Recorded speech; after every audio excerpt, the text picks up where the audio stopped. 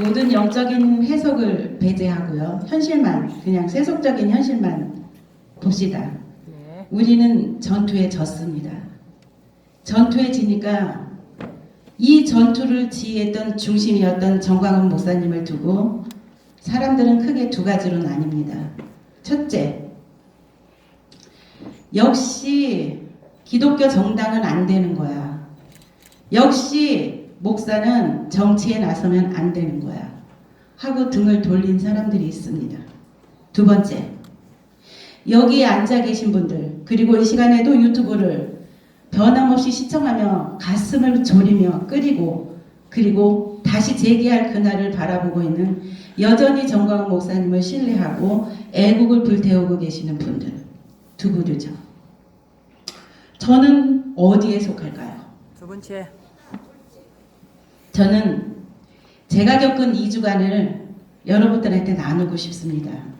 저는 첫 번째 그렇게 확신 있게 정광훈 목사님을 버린 사람도 아니고요.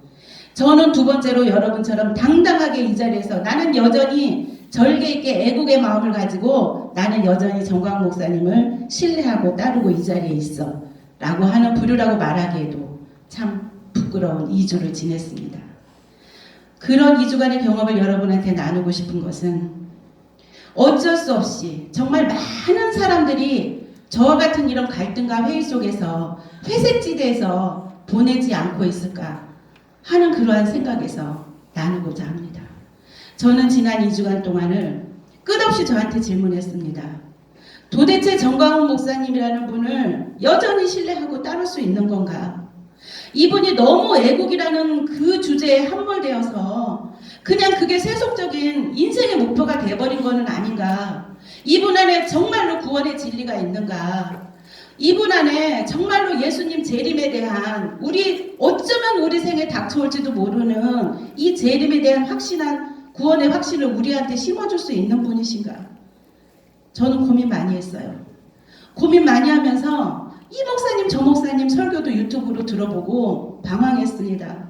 그리고 다행히 뒷산이 있어서 뒷산에 매일 올라가면서 성경 듣고 말씀 듣고 고민하고 이러던 차에 전 김동환 목사님의 주일 설교를 들었습니다.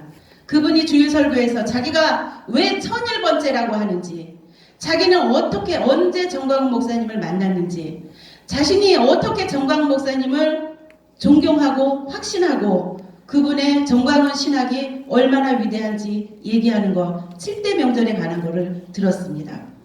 분명히 저도 들은 설교인데 어떻게 저분한테는 저렇게 생생하게 가슴에 살아있고 저분의 인생을 6개월 만에 저렇게 바꿀 수가 있지? 나도 들었는데. 그래서 충격을 받고 그 다음부터 7대 명절에 대한 거를 곰곰이 다시 듣고 또 초대사이를 거니는 예수님이라는 그 요한계시락 설교를 다시 들었습니다. 다시 듣고 다시 들으면서 저를 정리했어요. 아, 이분은 정말 하나님의 사람이 맞다.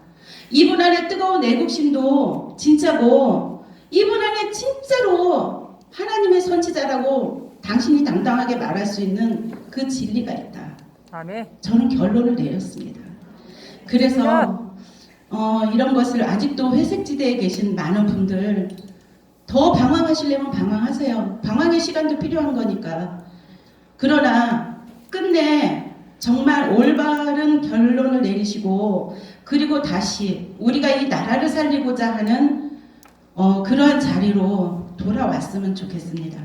그리고 저는 다시 돌아와서 도대체 뭘 어떻게 할 거냐 하는 거에 대해서도 고민을 많이 해봤어요. 우리가 6개월 내내 지난 여름부터 겨울 내내 정말 눈보라 속에서도 우리가 자리를 지키고 청와대 앞에서 아스팔트에서 노숙하고 주일마다 토요일마다 그렇게 모여서 함성을 지르고 했습니다. 그러면 앞으로 이제 현실적인 예를 들어서 한 고비를 보자면 2년 후에 대통령 선거랑 지방자치 선거가 있는데 우리는 그때 가서도 우왕좌왕하면서 선거 닥쳐서 그때 한 2, 3개월 전에 나라 살려보자고 방방 뛸 것인가, 어떻게 할 것인가 그런 생각을 많이 했습니다. 그래서 제가 현실적으로 제 나름대로 하나 제안을 드리고 싶은 거는 저를 비롯해서 저는 은평구에 살고 있거든요. 은평구에 애국자 많죠. 광화문에 모였던 사람 많습니다. 서대문에도 많고요. 용인에도 많고요. 대구에도 많고 뭐 어디나 되게 굉장히 많습니다. 근데 우리가 은평구에 사는 애국자 모여보세요 라고 했을 때 과연 내가 지금 오늘 집회 끝난 다음에 4시에 한번 모여보세요 라고 했을 때 몇 명 모일까요? 이것이 우리의 한계입니다. 우리가 그동안 어떤 눈에 보이는 작은 목표를 가지고 조직적으로 뭉쳐본 것을 훈련해 본 적이 없습니다. 그래서 제가 제안하고 싶은 거는 이제 지역마다 그리고 직능마다 그리고 자기 달란트마다 연령대마다 다 우리가 작게 동아리 모이듯이 그런 모임을 이제 재건해 나가자는 겁니다. 예를 들자면 우리 60대 중반 이후 70대 분들 우리 인터넷 활용한 선거에서 졌어요. 못합니다. 도저히 따라갈 수가 없어요. 젊은 사람이 주축이 돼 있는 민주당 못 따라갑니다. 우리가 만약에 카톡 하나 제대로 된 거 퍼 나르려고 하면은 낑낑대고 이거 1시간에 몇 개 보이는지 몰라요. 그냥 쉽게 하는 거 공동 채팅방에다 띡 올려버리죠. 100명, 200명 있는 공동 채팅방에 올리면 몇 명이 읽습니까? 저는 그냥 대부분 다 스킵 해버리고 말았어요. 누군가 나한테 1대1로 내 친분인 사람이 1대1로 보내면 그거는 봅니다. 이게 우리 문제거든요. 그러면 나는 스마트폰 못해요. 나는 네이버 못해요. 하다못해 국회 사이트 들어가서 청문하려는데 어떻게 하는지 모르겠어요. 그러고 그냥 포기할 것인가? 이제부터는 집중력 있게 이런 분들 뭉쳐서 교육하는 훈련해야 되고요. 교육 받고자 하는 마음이 있어야 되고요. 그 다음에 30대, 40대 젊으신 분들, 예를 들어서 제 딸 미국 변호사입니다. 제가 날마다 얘기해요. 너 요즘 나가서 돈 얼마 버냐? 돈 버는 것도 중요하지만은 정말 아깝다. 너네 하나님 믿는 사람들, 미국 변호사가라고 하는 선후배들, 너네 애국하냐? 아니 우리 그런 거 없어. 우리 먹고 살기 바빠. 제가 얘기해요. 제발 우리 이제 통일이 이런 모양이 됐든 저런 모양이 됐든 통일이 눈앞에 오고 있다. 그럼 너네들은 뭘 할래? 미국 법 배웠잖아. 그러면은 우리나라 남한 법도 있고 북한 법도 있어. 틀려. 너무 틀려. 그러면 통일됐을 때 우리가 어떤 법을 가지고 정말 위대한 대한민국 만들어 나갈 건지에 대해서 고민하고 모여서 토의하고 그거를 연구 결과를 가지고 그것이 여당이 됐든 야당이 됐든 영향력 있는 정치인들한테 가서 어드바이스하고 계속해서 커뮤니케이션하고 그들을 이끌어 나가고 압박도 주고 이런 활동 할 수 있지 않겠니? 이렇게 얘기를 해요. 우리 20대 30대 재능 있는 사람 많죠? 영어 잘하는 사람, 피아노 잘 치는 사람, 체육 잘하는 사람 5만 가지 다 있습니다. 그거 가지고 어떻게 해서든지 10대들 멘토링을 하세요. 자기 멘티들을 10명씩 모으시라고요. 모아서 내가 가지고 있는 거 나눠주면서 그들한테 달란트 제공하면서 그러면서 빠지지 말아야 되는 게 애국을 가르치라는 겁니다. 정광훈 목사님이 하신 거 우리나라 근현대사 가르치고 성경적 진리 가르치라는 겁니다. 이런 것들을 우리가 하나하나씩 재건해 나가는 노력을 앞으로 하고자 그렇게 말씀을 드리고 싶고 또 저도 정광훈 목사님이랑 1대1로 뭐 얘기해 본 바가 없지만 만나면 이런 얘기를 꼭 드리고 싶어요. 목사님 우리가 광화문에 그렇게 맨날 모여서 함성하고 할 때 돈도 많이 들어가고 지극정성 사람 모였는데 그거 앞으로는 좀 더 영악하게 지혜롭게 조직적으로 한번 해보시자고요. 이렇게 말씀을 드리고 싶습니다. 여기서 빨리 정리하라고 사인이 와서 끝내고자 하는데요. 제가 여러분 앞에 1분만 누군가를 소개해드리고 싶습니다. 지금 사진 좀 띄워주시겠어요? 이분 아시는 분은 아시겠는데요. 253 지부 지부장이었습니다. 이분은 원래 선교 목사님이에요. 저랑은 중동 선교에서 만났습니다. 선교라고 하면 목숨 걸고 하시던 분이에요. 근데 이분이 어느 날 나는 요즘 광화문에 나가. 너도 나와봐. 그래서 나오게 됐습니다.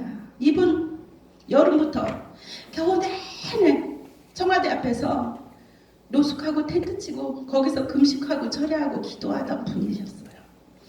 하던 거 했습니다. 천만이 서면 정말 너무 헌신적으로 뛰셨어요. 그리고 이분이 하는 말이 절대로 우리는 선거 때까지 아프면 안 된다. 절대 아프면 안 된다. 이러던 분이었는데 선거 이틀 전에 쓰러지셨어요.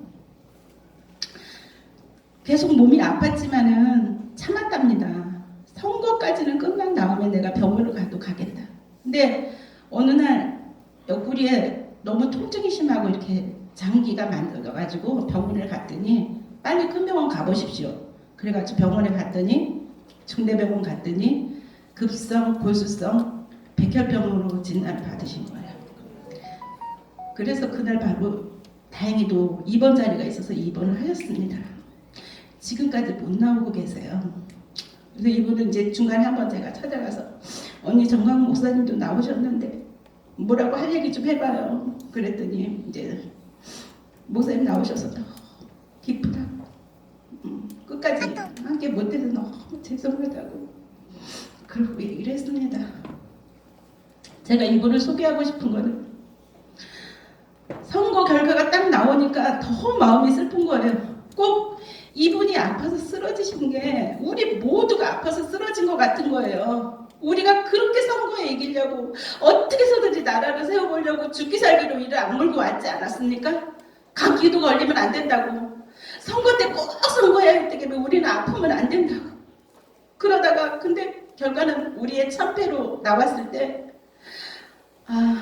우리가 쓰러진 것처럼 이 언니가 쓰러진 게 바로 우리를 지금 얘기하고 있구나 하는 생각이 들어서 너무 슬펐고 그래서 이 사연을 꼭 전해드리고 싶었고요.